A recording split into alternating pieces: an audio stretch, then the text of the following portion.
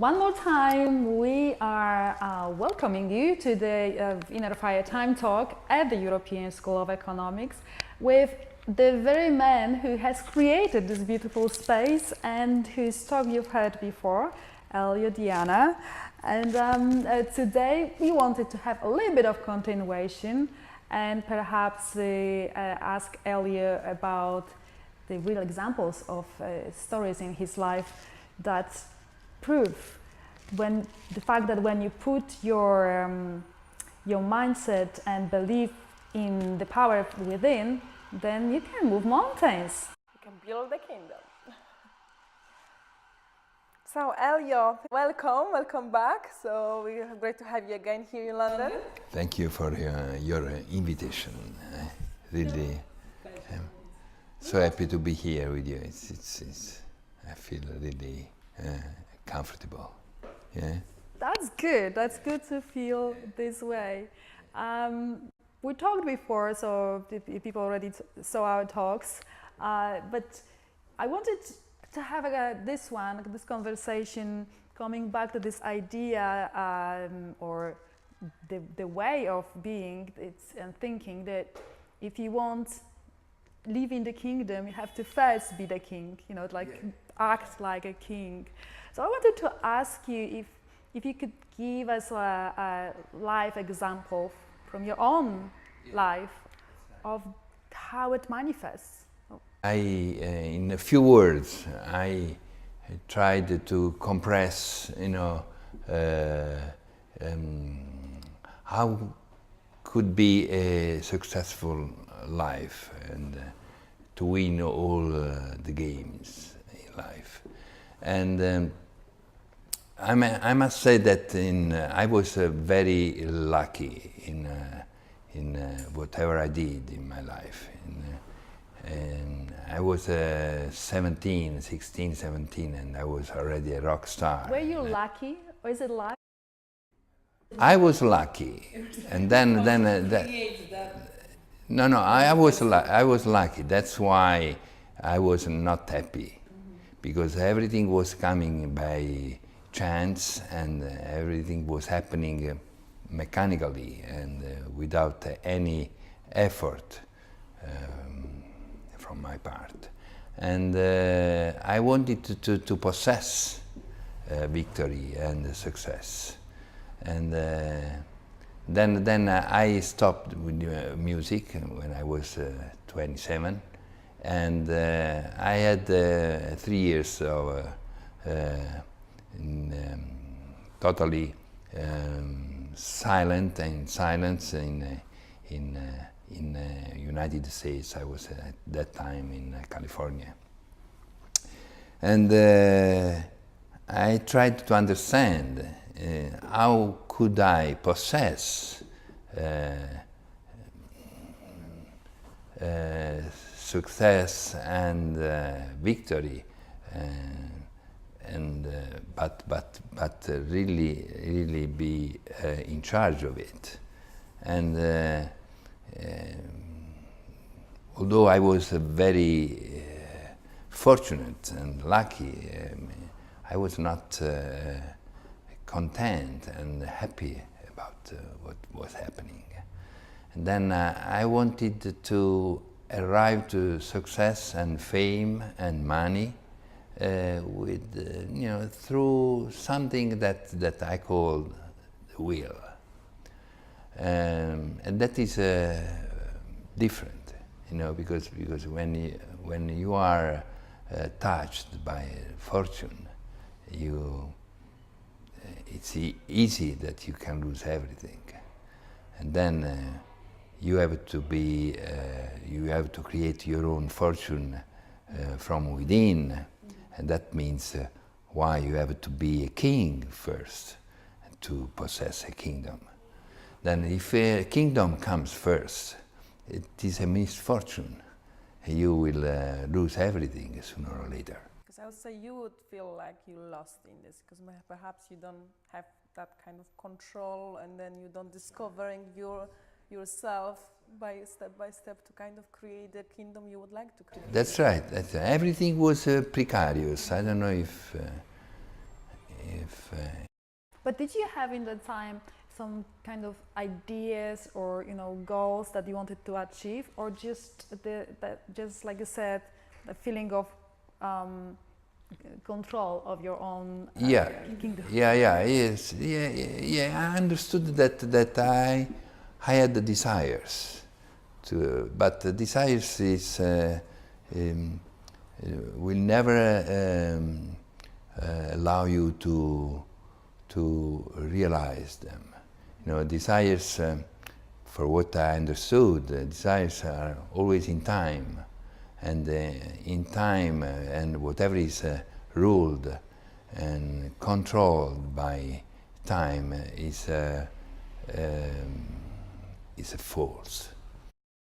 Then I had to find a way how I could be in charge and possess, what we call reality, and this is something that only few amongst few really can do. How did you do it? And that's I started to watch myself, observe myself, and I discovered that just observing, whatever it was wrong within myself, that very thing was not materializing in the outer world.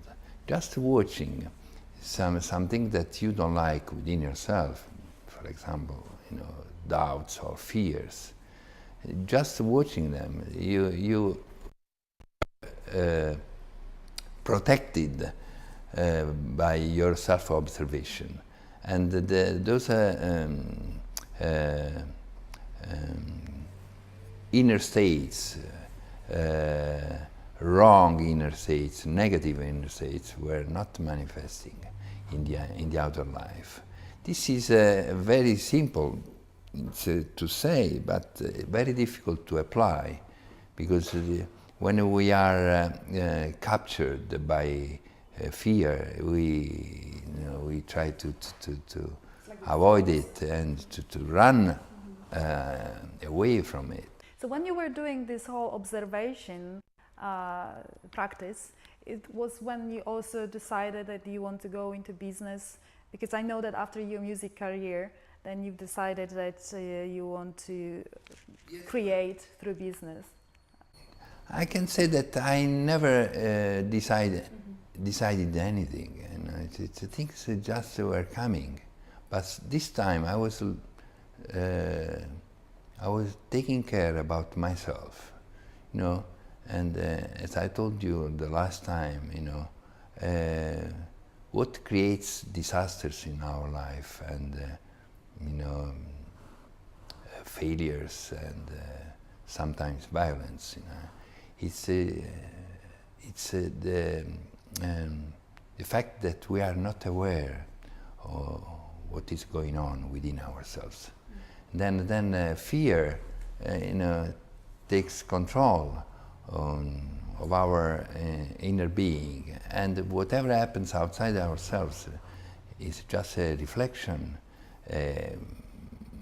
mirroring what is happening within ourselves. Then to be in charge of yourself, it means that you are mastering yourself, and if you master yourself, you will master the outer life and the others.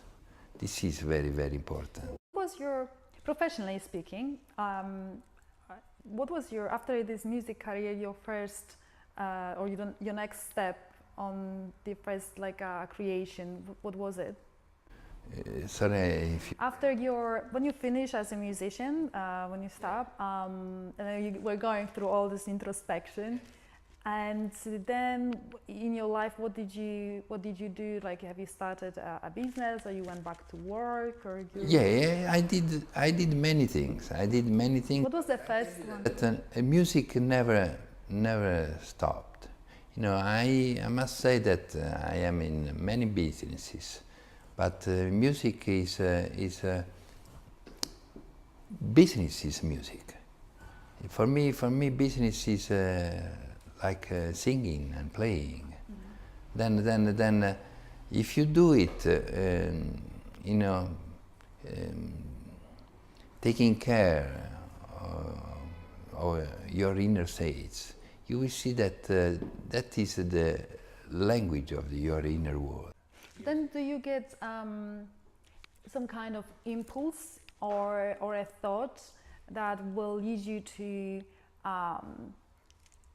do something like to, I don't know, buy a property or start a school? Yeah. Is this what happens? It happened as a reflection. It happened as a materialization of what is happening within yourself. Then you don't discuss what is going on outside yourself. You don't doubt, and you accept everything that is happening, because you know that whatever is happening outside yourself had to have your inner approval and consent to happen. Then for me it's consequential, whatever is happening outside myself. The school is an inner construction. I have a beautiful resort in Florence, and you have been there. It's you know, whatever you see outside yourself is just reflecting what you are creating through your dream and your vision. I understand that, but surely you still have to do things to create something. So, like for example, when you were building the European School of Economics, then you have to first have an idea or urge to do it, and then you need to start doing it with maybe find people, find funds for it, and put teams together. That's right. Yes. I wanted to create a university that could be completely different from all other universities, and to try to convey to young people that the world outside ourselves is just an effect of what we are, and this is not taught in any schools or universities. They just you know, give you some concepts and knowledge coming from the past, and people becomes, you know, just a copy of other people, and knowledge is really a second-hand knowledge, and you cannot create a great generation, great leaders from something that is already obsolete and old. Then I want my people and students to understand that only if you take care about your inner states, you can create great events and circumstances, and not vice versa. Because if you expect from outside that something can touch you and give you something, you will wait all your life for nothing. So in other words, would this be right thinking that when you create from your inner state, like from deep within, the manifestation of it, it becomes more natural and easier almost? So, for example, when you went and talked to people about this idea of the school, you found easier. Well, you didn't find it difficult to have people interested, or maybe the finances actually came in. They're more willing to help. Yeah, new ideas will be always attacked and contrasted. Then if you have a new ideas, you have to expect that the world outside yourself, you know, just it's a sort of test. If you have a good ideas, you have to have also all the strength and power to express it. And then it happens that an antagonist comes just to measure your power and your muscles, inner muscles. and you have to be very strong to fight, you know, these forces coming from outside. And you can do this only if you realize that within yourself you have all the power to do this, and you should never give up. I think what you were saying, it becomes within you.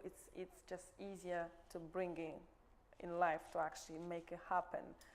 Well, maybe you think you want something like some people and they do it, but it's not coming together. So I think it's something you're planting in you, and then it's obviously it's there. Yeah, I wouldn't say you plant in the. I mean, you feel like you know you have that feeling. Then you want to, like the message, the vision you wanted for your students in the school. So you just know, but perhaps don't know how and what. But it's already is doing manifesting, and then there's no doubt it won't happen. It's actually happening. It happens as a mirror of what is going on within yourself, and you know, it's your inner states are there waiting for you to touch them. Otherwise, they get hidden and buried